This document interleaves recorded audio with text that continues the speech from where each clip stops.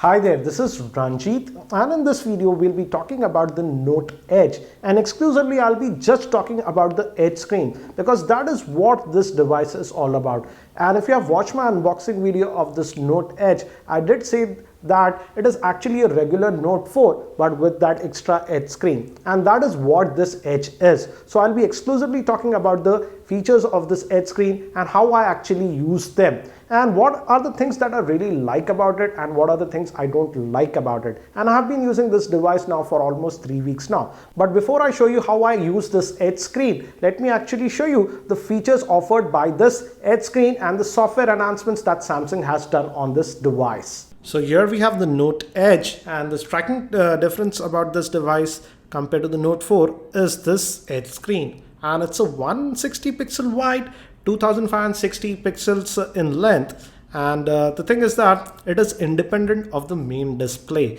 and it can actually also work in conjunction with the main display. And even when the phone is switched off like this, if you swipe it like this twice, it just wakes up and just shows you the Edge screen, and you can now toggle between them, between the panels. Samsung likes to call these the panels. So yes, it can provide a bit of extra functionality, but let's just switch it on.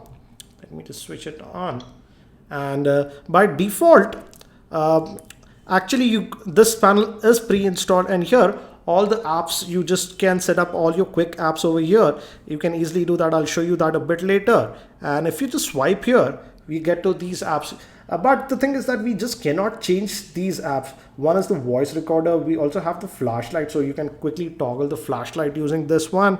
Oops, it is on. Let's switch it off. Let's go back. We have the timer like this, and we also have one more. Used this ruler or anything. I did use the mic a couple of times, but if you just go back here, this is the main panel, and these are the extra panels. You can customize these, and Samsung likes to call these the Edge panels. And if you just swipe towards the bottom, you get to these settings, and if you click here, you can access these panels.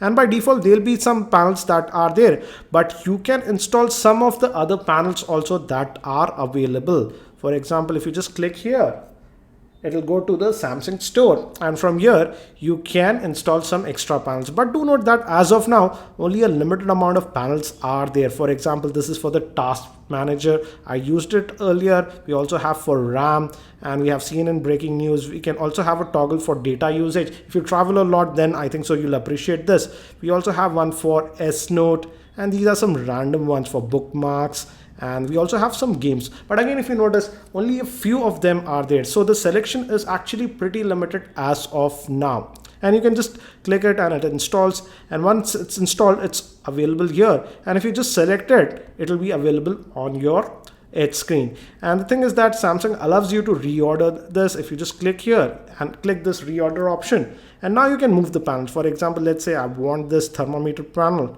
the weather panel over here. I can just switch it and just go back, and now it is reordered like that.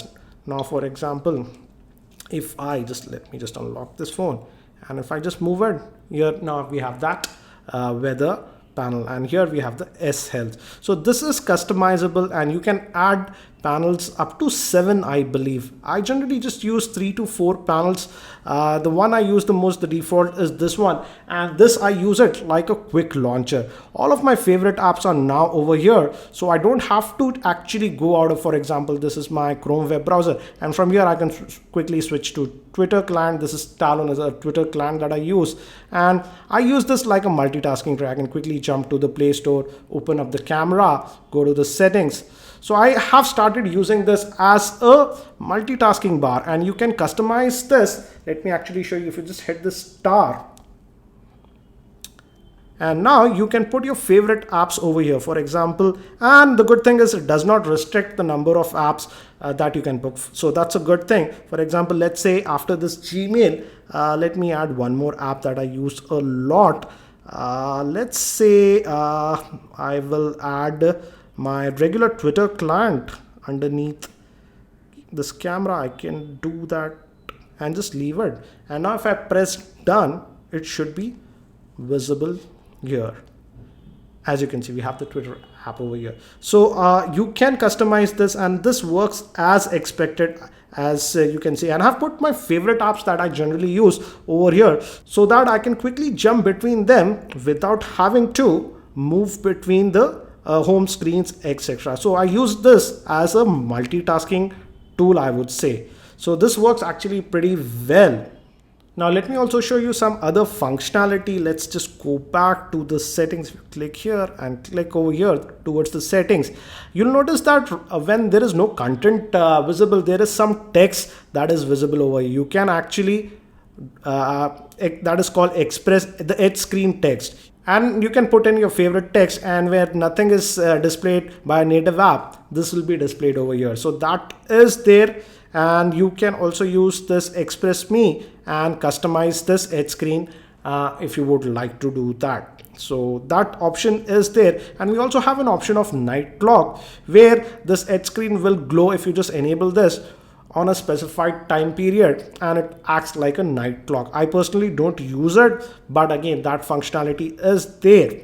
So that in the nutshell is the edge screen. And but let me actually show you the practical usage. And here I feel the software is a bit lacking. Yes, there are some Samsung native apps that do take advantage of this edge screen. For example, if we go to the camera app, as you can see, the options are here on the edge screen. So you can quickly just toggle it from here, and we have the entire area as a viewfinder. So this works actually pretty well. But again, it's limited to only a very few apps. And let's fire up the Chrome web browser. And if you notice, let's just open a new tab for something like this. And if you notice, let's say if you're going to this website, Rediff or whatever,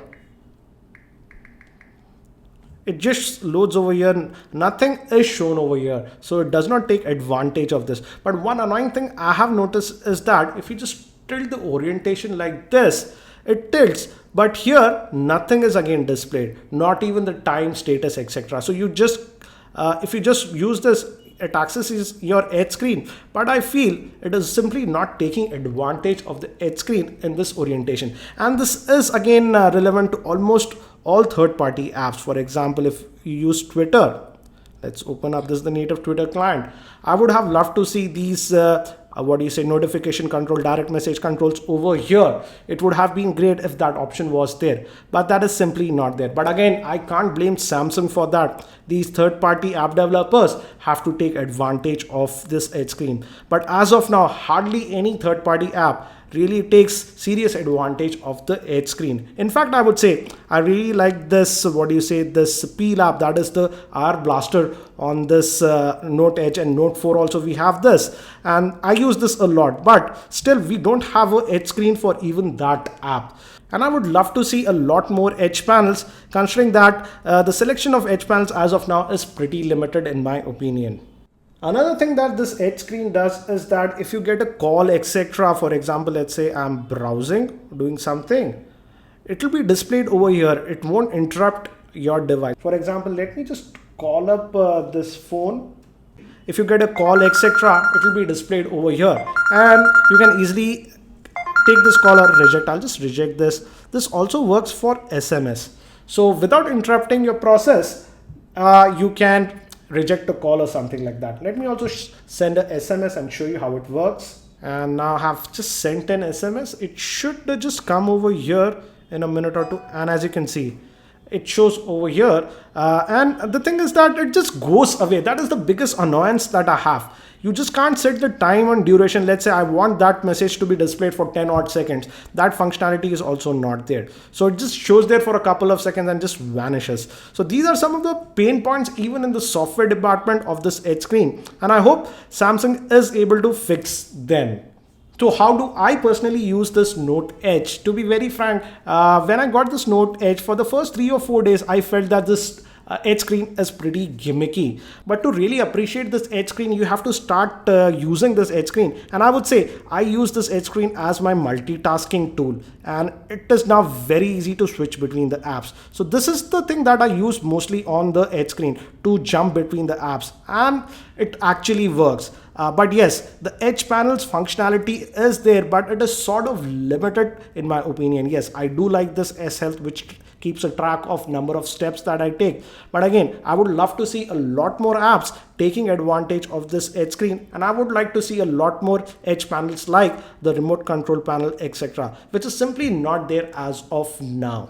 So what do I feel about this edge screen? As you have seen from the video, in terms of functionality and in terms of hardware point of view, Samsung has done a good job, and in terms of the raw hardware, the edge screen performs as it is expected. But the thing where I feel it's lacking is in the software department and third-party apps that are simply not taking advantage of this. Even most of the Samsung native apps, apart from the camera and the S Pen, do not take full advantage of this edge screen. So as of now, I would say there are not a lot of softwares that really take advantage of the edge screen, and it will be interesting to see in the coming months if developers really make their apps that adapt to the edge screen. I hope that you found this video review helpful. If you found it helpful, I'll appreciate if you can click the like button, and if you are not subscribed to my YouTube channel, hit that subscribe button. Thanks for watching. This is Ranjit, and I hope to see you in my next video.